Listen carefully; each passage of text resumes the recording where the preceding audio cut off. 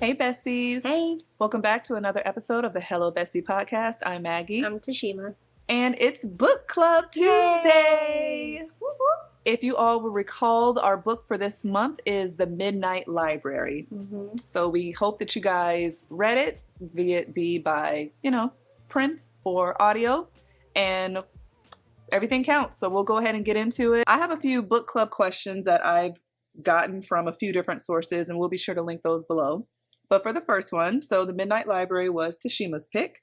So to the person who chose this book, what made you want to read it? Did it live up to your expectations? Why or why not? It was recommended to me by my cousin. Mhm. I didn't know much about it other than she was like, "You're gonna love this book." Okay. And so I'm not big on reading descriptions about books. Mhm. Like I do and I don't. And if I don't know. I didn't really look into it before. I just said, let's read it. Okay. And you read it. You were like, oh, this sounds interesting. Yeah, I read the synopsis of it. It's funny. There's been a couple books, like with Addie LaRue, when you suggested it to me, I listened to the first couple pages of it and I was like, wait a minute. And then I read the synopsis. So that's what I usually do. I'll listen to the sample or I'll read the sample and then I kind of determine if the writing style seems like something that I would, or listening to it, if it's going to be something I'm interested in. And that's how I decide. Cool. Usually when I'm picking a book for myself, I will read the synopsis first and then I'll listen to it to see if I can, tolerate the narrator's voice or if it's going to be something I can really get into. Yeah. And then I'll choose if I want to read the book or not. But everything you suggested to me, I've listened to it or read it first and then not the whole thing, but gotten into it and then went and read the synopsis. So cool. So did it live up to your expectations? Did you have high expectations? I had no expectations. I guess my cousin said it was going to be a great book, but it's always a matter of perspective. It is. So I try to keep my expectations very low when it comes to stuff like that. And so it exceeded my expectations, I guess. Cool. I could say. Cool. Mine too. I thought it was a great book. So how would you rate it on a scale of 5 stars? 5. Yeah, me too. Without hesitation. Yeah, it was the easiest 5. I've as far as book club, I've not ever given a 5. This is hands down a very easy, quick 5. Absolutely. I agree. Okay. So I have a few questions here that we'll both answer. So Mrs. Elm showed Nora the Book of Regrets. Oh, first, do you want to talk about what the book is about a little bit? Yeah. Just give a brief synopsis and I won't interrupt, I promise. Yeah, you say that. It's a trap. So the Midnight Library is about a woman who sounds like she's in her mid-30s, I believe, if I remember correctly. Early to mid-30s, who just has a lot of bad things happen all at the same time. She's feeling very overwhelmed and underwhelmed with life. And she's in a dark place and she decides to end it. And when she does, she ends up at this place called the Midnight Library that is basically in between life and death. And she has the opportunity to try out different lives and see if there is an alternate life that she would prefer to the one that she's currently living. So there's a lot of philosophical references within the book. So it has a lot to do with like quantum physics and stuff like that. But it's not nerdy or sciencey. Right. It's, fiction. Yeah, a good balance. That's a really, really good description of it. Thank you. Yeah, very nice. Okay, so Mrs. Elm showed Nora the Book of Regrets. So every book in the library... We will get there. Bear with her. Every book in the library represents an opportunity, a life she could have chosen for herself. And the heaviest book in the library is the Book of Regrets. So Mrs. Elm showed Nora the Book of Regrets when she first entered the library, and Nora was overwhelmed by it when she first looked in. But as she experienced more and more lives, her list of regrets began to fade away. Do you think that, considering the ways in which our lives might have turned out differently, that our regrets truly go away, or do we simply learn to live with them? That's a really good question. I think that they do go away, in my personal opinion. I think really getting a taste for the grass is not always greener on the other side, it just makes you appreciate, you know what? This is okay, because this is better than that. Yeah. And then with that being said, I think that you no longer have the regret for this other thing. Yeah. Does that make sense? It does. Okay. I agree to an extent. I think it depends on the type of regret. Like for a regret that you can go back and, or not necessarily go back, but you can, okay, I always wanted to do this when I was younger and I never did it. You still have an opportunity to go and do that. So once you do that thing, now you can wipe that away because you've done it. Right. But if it's something like with someone who's passed away or whatever, like those types of things, you just have to learn to live with them. Right. You can never go back and undo like when those. she was asking, well, I want to go to the life where my mom doesn't die, and Mrs. Elm was like, that's not an option because this is your path. This is about your choices. So in that regard, I get what you're saying. Yeah. You know, there's a limit. Like, yeah, to- there's nothing you could have done differently to extend your mom's life past where that was. So as the story progresses, Nora finds herself in lives that she could be more satisfied with than others that proved more difficult. Do you think you would be able to live as an alternate version of yourself? Would you want to? In the beginning, it sounded amazing. And I was slightly envious of Nora for having the opportunity to do all of these different things. But then as we were going through the different lives, there is always a give and take. And for every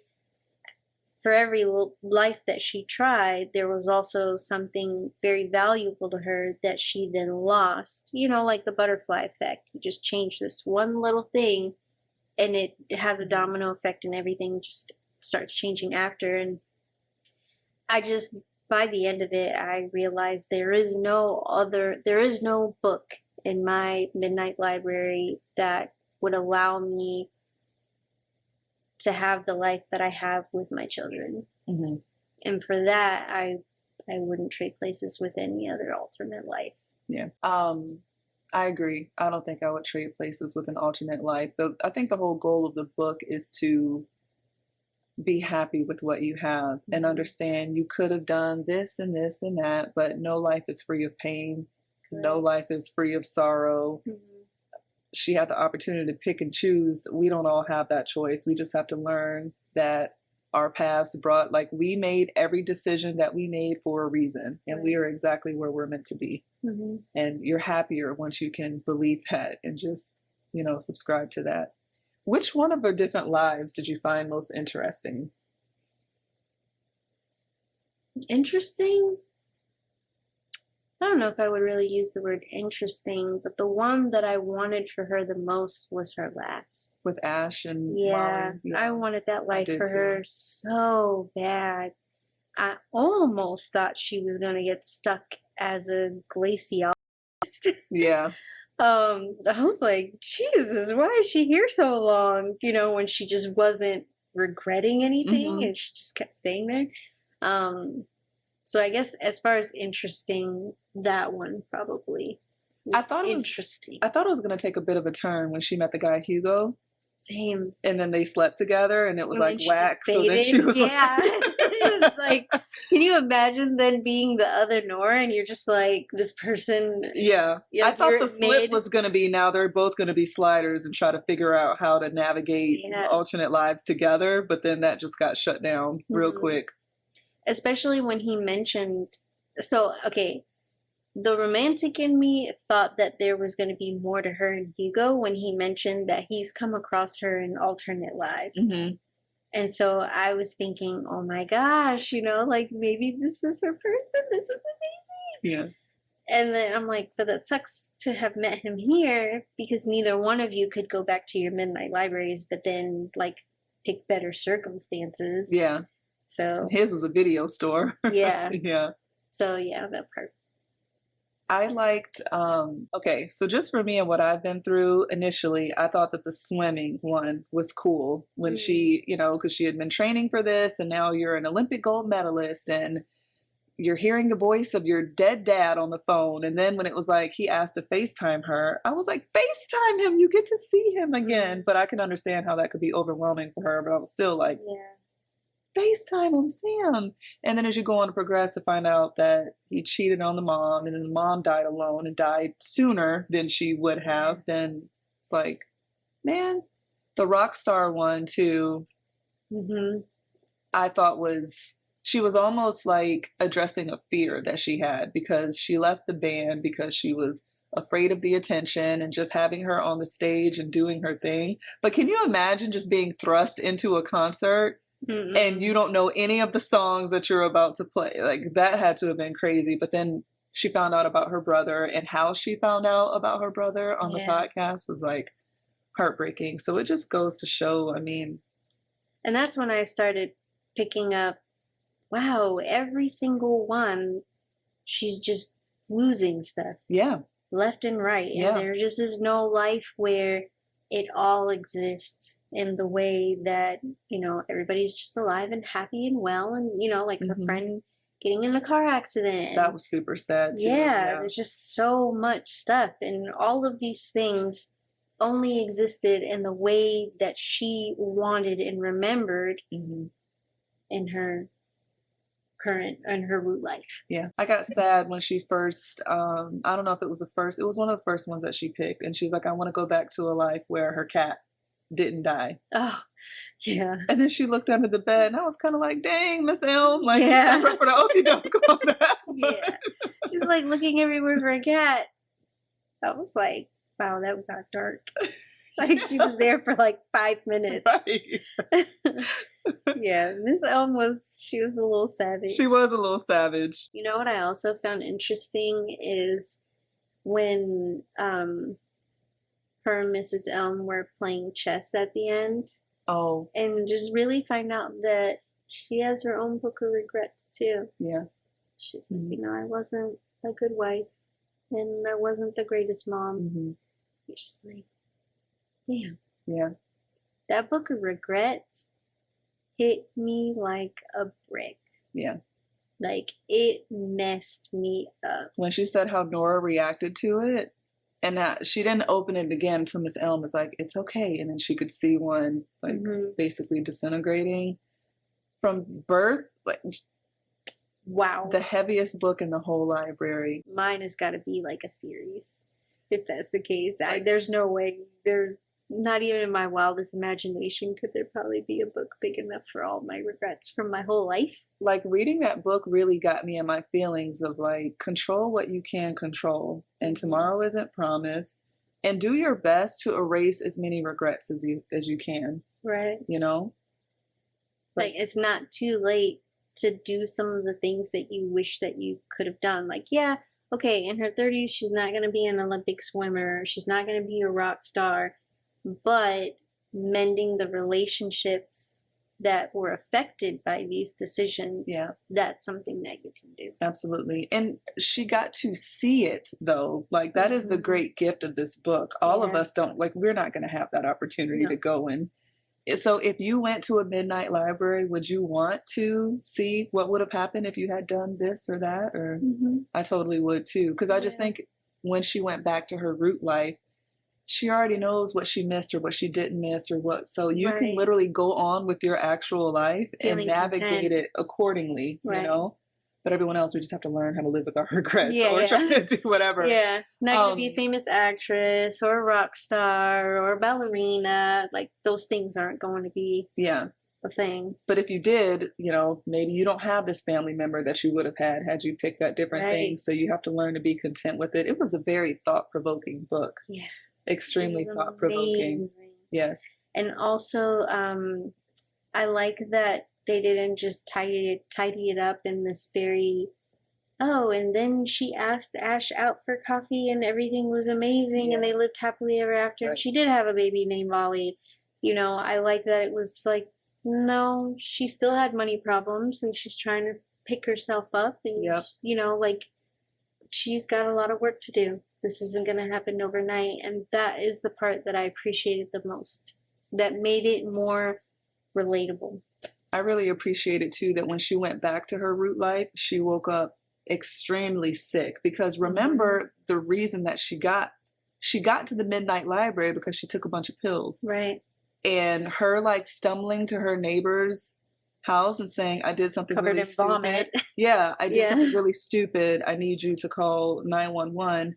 And then, like, that was very realistic to me. Mhm. She doesn't get to just wake back up in her bed with this new profound Right. experience and just, Birds are singing and chirping. Yeah. No, it was pouring rain. She's covered in vomit. yeah, She looks a mess. yeah. She's literally in the process of having an overdose. Yeah, she feels like she's dying. Yeah, gets Mhm. rushed to the hospital. So that felt very realistic. And then something too, like, this is going to get dark and I don't know what we can say and what we can't say, but people who are thinking of ending it, Mhm. and we aren't clearly, but I just think this book is great for something like that.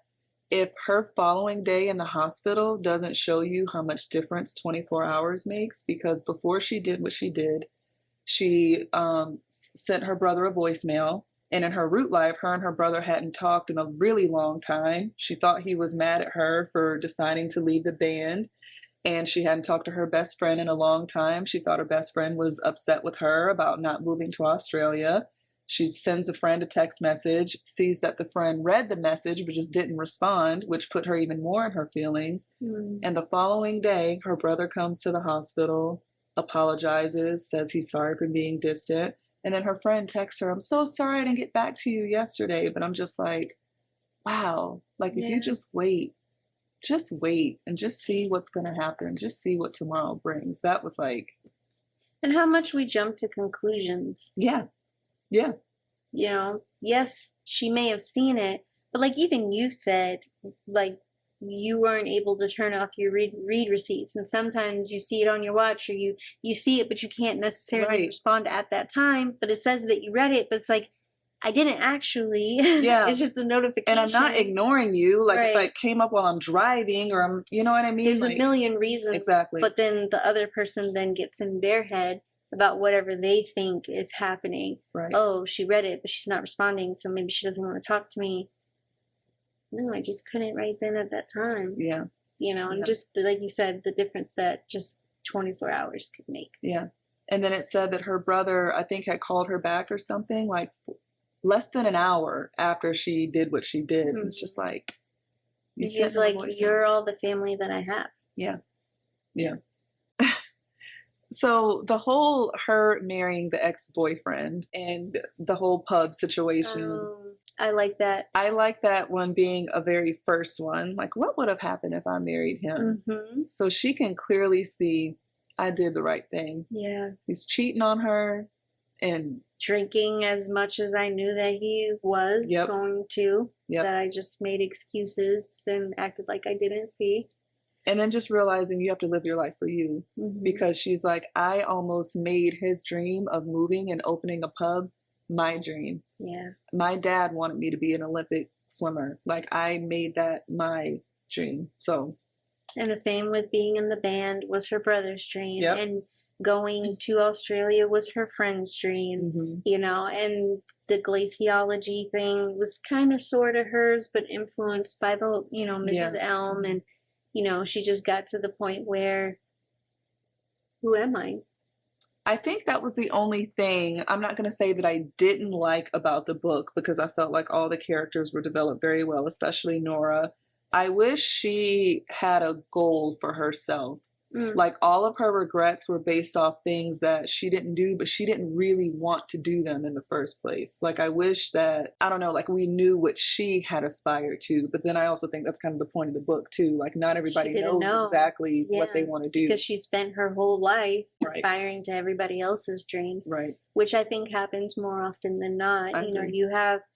we all have these things that we like and that we want when we're younger, and then as influences from our parents and society and friends and school and all these things kind of start to shape and mold us and lead us into a direction that sometimes you can get there and just realize, I don't even know how I got here. Right.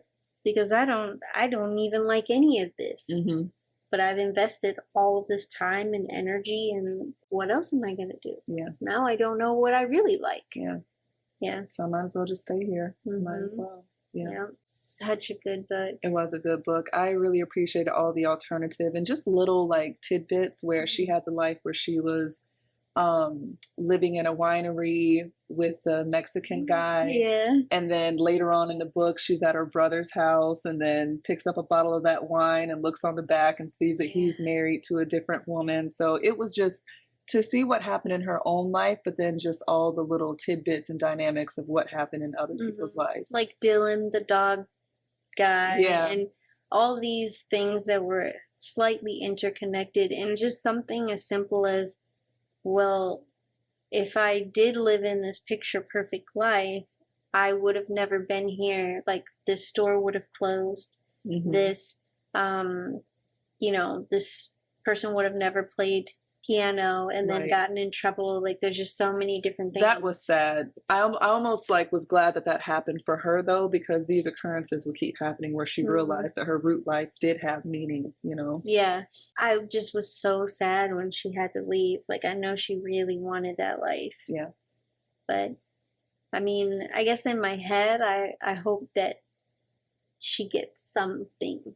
Me too. You know, because I think for somebody who wanted a child but just wasn't ever really sure, to have a taste of life with a child, to then go back to a life where that may not be an option, that would make me sad. Yeah. Like, I could see where that would just start to, you know, take me back there. Because that clearly was a very important piece to her. She was so fixated on, like, this isn't my life, this isn't my life. And I guess in terms of the book, I think it was a little flawed to have her just come in with clean slate and not know anything. Like, I would have wanted her to have something. Yeah, it's very difficult. But that life was also the first one where she said, you know, so this person called me out for lunch, and then when I went to lunch, I actually like recognized the person. She started to feel a long time. Yeah, a very long time. A lot of fumbling. Yeah. You know, just it is hard just to be thrust into a life. And I don't know, when Hugo saw her, he's like, oh, I know that look. I know what it's like to be completely threatened. And then people are telling her things that she did yesterday. Yeah. Like, that's, I don't know. It's a phenomenal book, and it definitely has put things into perspective. I think anybody who is feeling like they're stuck in a rut, like life just really isn't what they want it to be, or they have a book of regrets, this is just such a great book to read and just put things into perspective. If you could do it all over again and have all those things, knowing, you know, there's a strong possibility you're not going to have the husband that you have now, or all, you know, all of you're these going to have to things. Sacrifice something else, and you don't know what it's going to be. It just really makes you say, ugh, it's tempting, but no, what I have in my root life is worth me saying, fuck the book of regrets. Right. I love the part with her brother when they're in the Uber after the hospital. He's like, oh, I just met this guy, because in multiple alternative lives, he still had the same husband. Yeah. And this was him basically, oh yeah, there's this guy. I don't know if he's into me though. She's like, oh no, he's into you. Yeah. Like, just trust me, kind of thing. So I don't know. I just felt like, what power to be able to come back to your root life, and you know for sure that you made the right decisions. You just have to navigate life from where you are right now and figure it out. And like you said, I like that they didn't button it up with her and Ash, but I did like the idea of her seeing him and just hoping he's happy, you know, and maybe I'll ask him out to coffee, maybe not. Who knows? Like, I can choose. So, and for now, I'm just going to focus on me. And I loved that about the book. Right. Yeah. Like, everything doesn't have to have a Hollywood spin. It doesn't. But it ended, I found the ending very satisfying, personally. Yeah. Same. Yeah, I thought it was good. So, yeah, the Midnight Library, great pick. This is going to be hard to pick. Yeah, because it's like one of those, like, I think you said your cousin called it life-changing. It is one of those books that makes you think about things differently. I spent so much time and thought after reading this book, which then led me to the next book I read, which like put me all the way in my feelings. Yeah, you were like, I was crying. Super intense. So really, really good pick. Thank you for suggesting this. I'm glad that we read it. Same. I think it's something that I am, knowing the person that I am, I will be reading and listening to this book probably multiple times for the rest of my life. Same. I I'm wish I just would have gonna brought need it. it. I had, because the besties, y'all know how we are. We say that we will wait and decide if we're going to buy a book. So this was on hold for a long time. So I just ordered it because I read the synopsis. You said that your cousin loved it. And I didn't see one person who said anything bad about this book. And that's pretty rare. If somebody said something bad about this book, they're a troll. I didn't see any person like say, I was like, I'm buying this one. Like, it'll sit on my shelf if it's not. And I'm so glad, but I forgot to bring it with me. But I do have the physical copy, and I just love to be able to go back and reference it. And, you know, and you're not even a rereader, but this is definitely a reread type of book, just for how it makes you feel. And to keep you grounded and just remind you when you become complacent. Oh, I do have a couple of quotes. Okay. Will you indulge me? Yeah, of course. So my first quote is, "It takes no effort to miss the life we didn't have and to wish you were all those things." It's like, queen. It's easy to regret. It's the regret itself that makes us feel bad, which we know, but it just, when you think about it,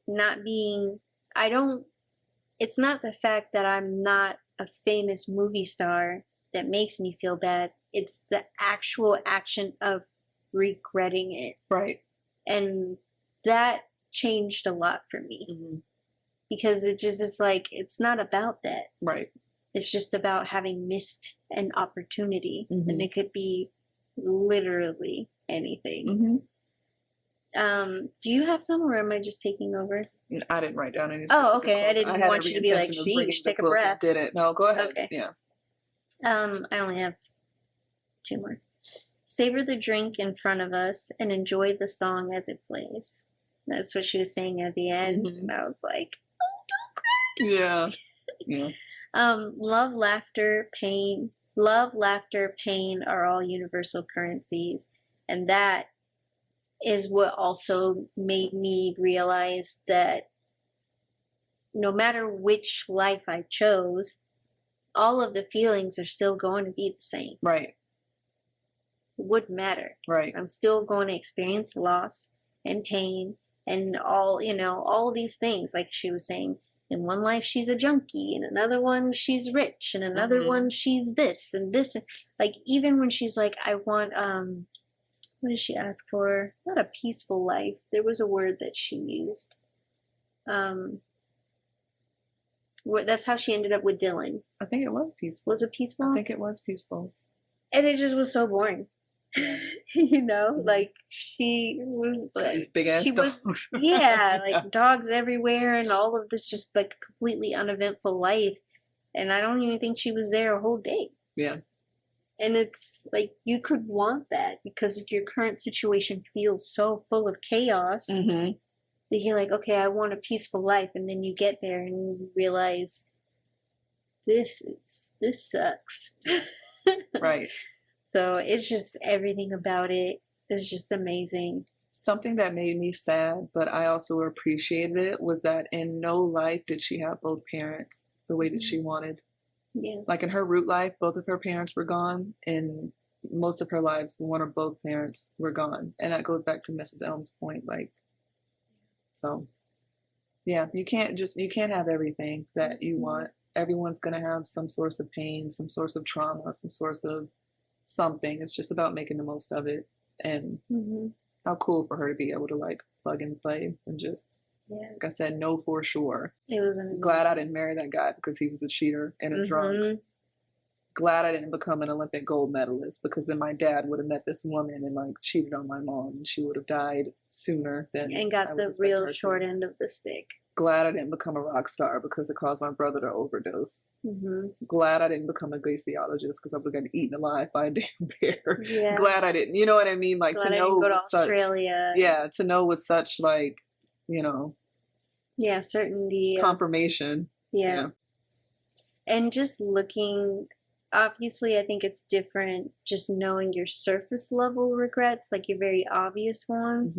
But then, as Miss Elm was saying, there are so many regrets that we have that just go way back. So in the Book of Regrets, how you were just saying how there's, because it was from age, like from 0 to I think 31 or 32, however old she was. Some are heavier than others, but it went back to like super old, petty stuff. So do you think that you just forget? So if you forget about a regret, is it still a regret? Because we just said that the pain is in the regret itself, feeling that regret, not in the action itself. So, well, I think it's kind of cumulative.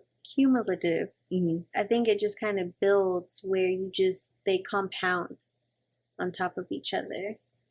Just, you may not, like, there was one particular life where Miss Elm was saying, you know, like, this is something you couldn't have even imagined or something like that. Mm-hmm. I don't know, I guess. But I think that was the life with Ash and Molly. Like, your life doesn't have to be this big, because if you think about it, all of her lives before was, you know, glaciologist trying to save the world and, you know, this and that, and becoming a huge rock star, becoming an Olympic gold medalist, having millions of followers and things. And like, maybe the life that you need and the one that's going to be best for you and that you're going to be happy in is like devoid of all of that. Like, it's not what you really expect. And I think like when you're not a celebrity or not like you fantasize about that because you think your life is going to be better with that. Right. And sometimes you're better off just having quiet nights at home and going to a job that you enjoy with people that you enjoy. And, you know, maybe you're not like a household name, but it doesn't mean that you don't have a great life and that one isn't worth living and that this one is like way up here. So I think we also imagine having these regrets and being able to take all of this with us. Yeah. Like, we don't imagine having the regrets and then having to give it all up. Mm-hmm. Like, oh, I want to be a famous rock star, but I imagine that I would still have the exact relationships that I have with all of these people intact. Right. And that's where that sacrifice started coming in. Mm-hmm. No, you can be a famous rock star and you can do what your brother wanted to, but he has his own path. Mm-hmm. And in this one, he made different choices. Mm-hmm. So, yeah, there's just, it was deep. It was moving. It was an incredible book. And I don't think, like, this will definitely go with, like, buy yourself a fucking release. Yeah. Like, this goes on the shelf of things that just need to be recommended to everybody, shouted from the rooftops. I agree. You just have to read these books, and they in some way are going to change your life. I agree. Perspective. 5 stars. Yeah. Yeah. 10 out of 10. 10 out of 10. Do you want to tell everybody what we're reading next? All right, besties, thank you guys for joining us. So next month, we are going to be reading The Housemaid by Freida McFadden. So be sure to put that on hold, pick it up. If you want to buy it, go right ahead. You know, however you want to consume it, go right ahead. But we really enjoyed the Midnight Library. We really enjoyed discussing it. We hope you guys did too. If you haven't finished it, what are you waiting for? Read it. Listen to it however you can. Do it. Don't wait another second. Absolutely. And we're not getting anything. Like, this isn't like a commission thing. This is just facts. Yeah. You need to read this book. It's amazing. Yeah. Yeah. All right, besties. Well, we will see you next Tuesday. Same place, same time. Thank you as always, and have a great week. Bye, guys. Bye.